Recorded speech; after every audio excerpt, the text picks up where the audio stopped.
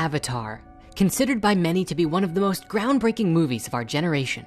It stands as a testament of how far our technology has come, allowing us to create and bear witness to new worlds like we've never seen them before. Yet, under the surface of the technological achievement of this film lies a very deep undercurrent of hidden spirituality.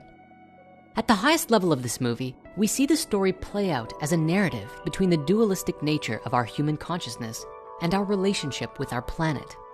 You can describe this duality in ways such as organic versus mechanic, the soft versus the hard, the light versus the dark, the enlightened versus the asleep, or the alien versus the native. This dualistic theme is introduced to us by a look at how the human world has evolved and a reflection of the same consciousness we have today that got us there. In this futuristic world, people are cold and the earth has been polluted and there's no sign of things improving. Those in power are using their resources to leech off of another planet to support their own dying world.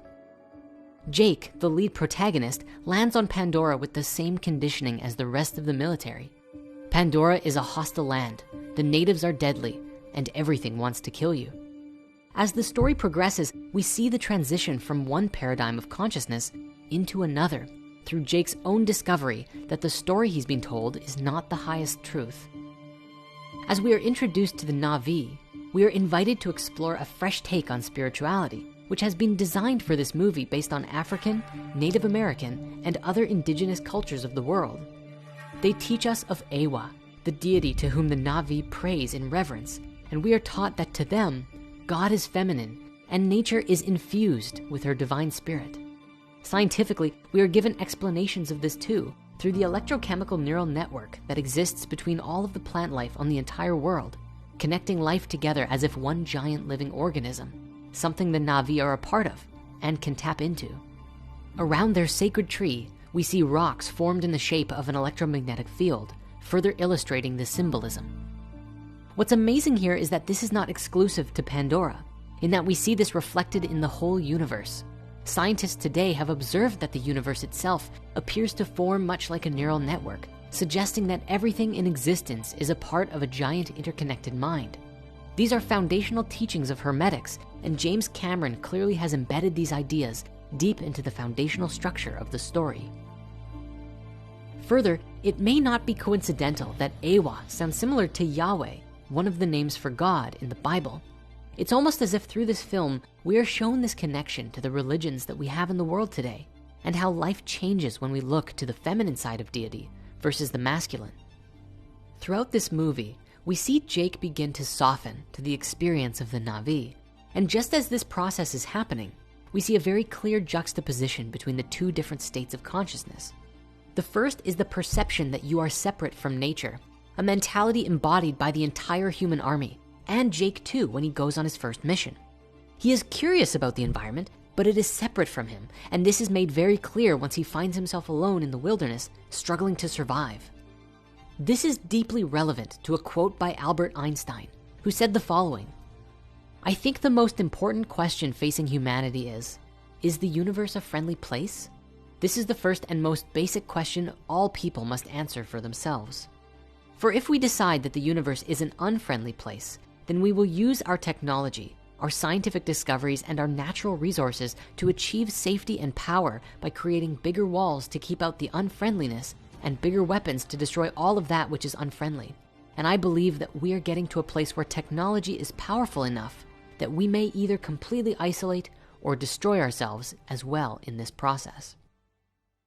If we decide that the universe is neither friendly nor unfriendly, and that God is essentially playing dice with the universe, then we are simply victims to the random toss of the dice, and our lives have no real purpose or meaning. But if we decide that the universe is a friendly place, then we will use our technology, our scientific discoveries, and our natural resources to create tools and models for understanding that universe, because power and safety will come through understanding its workings and its motives. God does not play dice with the universe." For Jake in the forest, we see him light a torch, drowning out the light of the natural beauty around him. This is not dissimilar to how in a city, it is difficult, if not sometimes impossible, to see the lights of the stars above our heads. It's only when we turn out the light can we truly learn to see? Just before Neytiri rescues him, there is a moment when she is going to kill him, but a spirit of the forest comes and stops her from firing the arrow. This may very well be one of the most significant scenes in the entire movie because it shows the difference between Na'vi consciousness and human consciousness. She is able to listen to nature. She hears what it has to say, and she surrenders to the divine will. Instead of firing anyways, she stays her weapon and then saves his life. She remarks that he is like a baby, making noise, not knowing what to do, speaking to his own spiritual immaturity. She points out that it's his fault the jackals attacked him because he wasn't in tune with nature.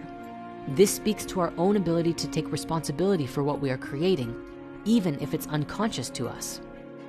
Over the course of the following hour or so of the movie, we watch as Jake deeply connects with the Na'vi and their ways, and in doing so discovers his spiritual self and falls in love. For viewers watching this film, we get to experience the transformation of Jake within us because we are experiencing the movie within our own consciousness. And so Jake and the other characters actually become our own avatar. As for those of us who are receptive, we too learn to soften to the more natural ways of life. The film provides a lens for us to ask ourselves, where are we being hard, rigid, or otherwise emotionless in our journey through life? And how can we connect deeper with ourselves and the natural world around us? Curiously, there is a deleted scene from this movie that almost taught us a deeper lesson here, but unfortunately it was cut from the final production. But good news, we can learn that lesson now. The scene features Jake in his avatar form participating in a sacred ceremony that is not at all dissimilar from an ayahuasca journey, although this version includes eating a worm and getting bitten by a scorpion. Oh, and as a side note, Scorpio is the zodiac sign of the invisible, mysticism, and transformation. Much like ayahuasca, Jake goes through a rather tumultuous period as his consciousness changes awareness, and then he suddenly activates into his energy body. From here, he leaves his physical form and rises as energy into a world of light, connection, and transcendent beauty, where he connects with what is probably the spirit of Eywa through the great tree of life. And honestly, once you've seen the scene, watching the full movie normally just feels like it's missing this big crescendo right in the middle. It's such a powerful and transcendent scene, just saying. While we cannot say definitively that Cameron and his team participated in ayahuasca ceremonies, the connection here is too striking to suggest that he's never heard of it either. Nevertheless, James, if you're watching this, I know you probably had some good reason for taking that scene out. Maybe you thought people wouldn't get it, that society wasn't ready. Or perhaps you had some studio executive going, you can't show that to a billion people. But whatever the reason, I implore you, please bring this scene back for Avatar 2. Moving on, even though we didn't get our ayahuasca scene, we got some other ceremonies that were just as interesting.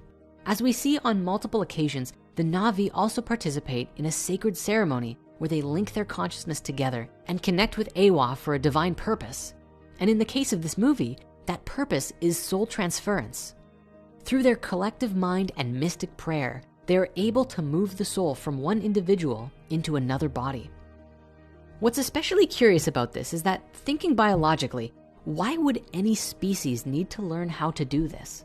Especially like the Na'vi, it doesn't seem like something they'd really ever need to use. They probably don't have tons of empty Na'vi bodies just lying around for them to switch their souls into whenever they want, right? Therefore, the significance of these scenes is to demonstrate two things. One, to give us an underlying understanding that consciousness is not limited to the brain or body, but exists beyond it and through it. And further, that with a connection to the divine, anything can be accomplished. After this movie came out, there were people who were depressed and even a few cases of suicide because the world of Pandora wasn't real, or at the very least, if it's out there, it's not accessible to us. And Pandora was just so much more appealing than the world we have now. However, thanks to this movie, Pandora now lives within us. And beyond that, the film provides us with lessons on how we can restore life on Earth to a natural way of being through the proper use of prayer, ceremony, and understanding that we are all connected through our thoughts and feelings. We can amplify our spiritual energy and accomplish things that may even seem impossible for us today. 100 years ago, we could never even have conceived of a technology like a smartphone. Just imagine where we could be in another 100 years. Finally, the way that many people experienced this film was a narrative about nature.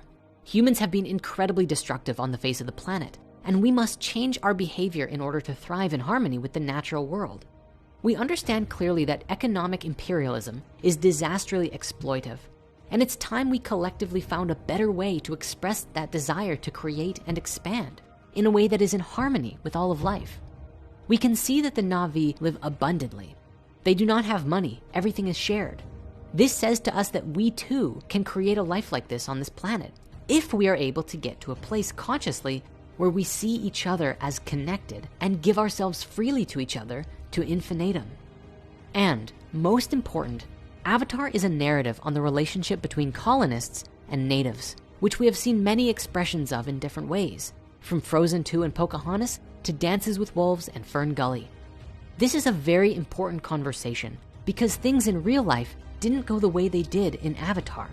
Civilizations were destroyed and suppressed, and today there are entire cultures that are still living under the heel of the colonialist empires. Today, films like Avatar help to bring these conversations to light in a way that makes it easy for the collective consciousness to grasp. It's very easy to take for granted the actions of our ancestors that brought us here today, but we must acknowledge our history and learn from it if we are going to create collective healing and a better future for all of us. Now, there's one final thing I wish to speak on. While the general mentality of the humans are observed as the antagonist in the movie, there is one aspect of it that we must recognize as important, which is the human technology. You see, the Na'vi live in a different paradigm. They have no need to build spaceships. They do that with their version of ayahuasca. But the humans, on the other hand, have a lot of very unique and beautiful technology. It's unfortunate that we see this technology used for such selfish and abusive purposes because the technology itself isn't evil, just the people steering it.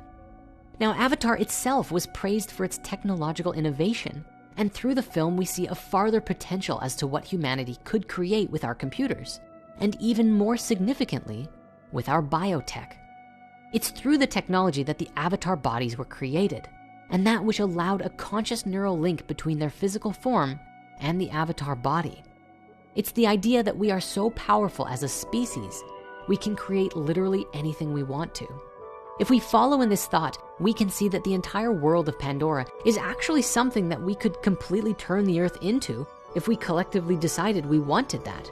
We have the capability to learn how to terraform this entire planet into a thriving natural ecosystem just as much as we can use that same technology to completely blow up the planet. Ultimately, that decision rests in our hands, individually and together as a species. The only thing that will limit us from some magical future for us all is if we can learn to live from the heart and see each other the way that the Na'vi saw each other, one with everything. I see you, and thank you so much for watching. I know that there's actually a lot more in this movie, so if you notice something else that we missed, share it in the comments below.